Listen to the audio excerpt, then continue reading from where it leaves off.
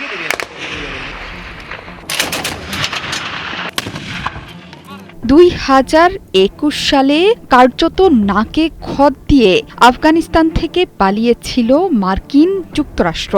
যেই তালেবানের হাতে ঘাড় ধাক্কা খেয়েছিল যুক্তরাষ্ট্র, এবার চীনের দিকে অস্ত্র তাক করতে সেই আফগানিস্তানে আবারও ফিরতে মরিয়া যুদ্ধবাজ প্রেসিডেন্ট ডোনাল্ড ট্রাম্প। চীনের পরমাণু অস্ত্র ভাণ্ডারের দিকে নজর দিতে দেশটির বাগরাম বিমান ঘাঁটির নিয়ন্ত্রণ আবারও যুক্তরাষ্ট্রের হাতে ফেরাতে চান ট্রাম্প।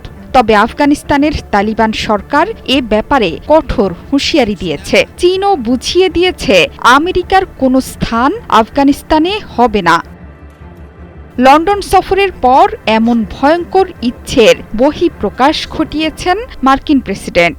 এবার আফগানিস্তানের মাটি ব্যবহার করে চীনের সাথে যুদ্ধ বাঁধানোর এক ভয়ঙ্কর ষড়যন্ত্রের পরিকল্পনার কথা প্রকাশ্য দিবালোকে জানান দিলেন মার্কিন প্রেসিডেন্ট। সাংবাদিকদের মার্কিন প্রেসিডেন্ট বলেছেন, যুক্তরাষ্ট্র বাগরাম ঘাঁটির নিয়ন্ত্রণ ফিরে পেতে চায়। এই ঘাঁটি যুক্তরাষ্ট্রের প্রতিদ্বন্দ্বী দেশ চীনের কাছে কৌশলগত স্থানে অবস্থিত।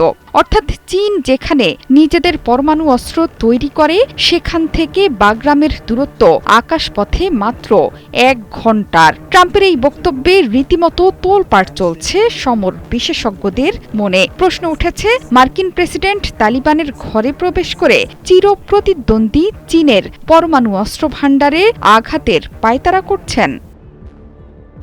খোদ মার্কিন কর্মকর্তারাই বলছেন, চীনের সঙ্গে প্রতিযোগিতা বর্তমানে যুক্তরাষ্ট্রের জন্য বড় একটি চ্যালেঞ্জ।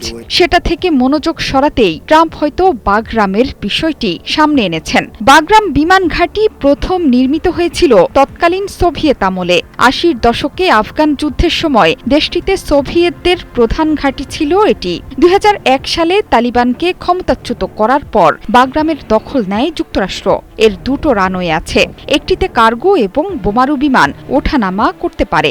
সেখানে যুক্তরাষ্ট্রের একটি কারাগারও ছিল। সেটি পরিচিতি পেয়েছিল আফগানিস্তানের গুয়ান্তানামো হিসেবে।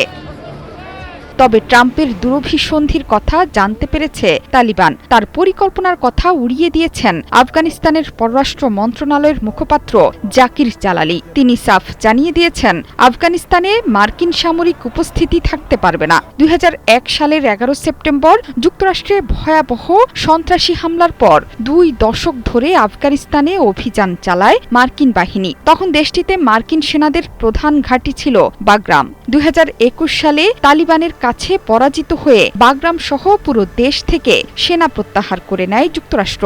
গেল ফেব্রুয়ারিতে বাগরাম থেকে সব সেনা প্রত্যাহারের জন্য সাবেক প্রেসিডেন্ট জো বাইডেনের সমালোচনা করেন ট্রাম্প। তার মতে, সেখানে অন্তত কিছু মার্কিন সেনা উপস্থিতির প্রয়োজন ছিল।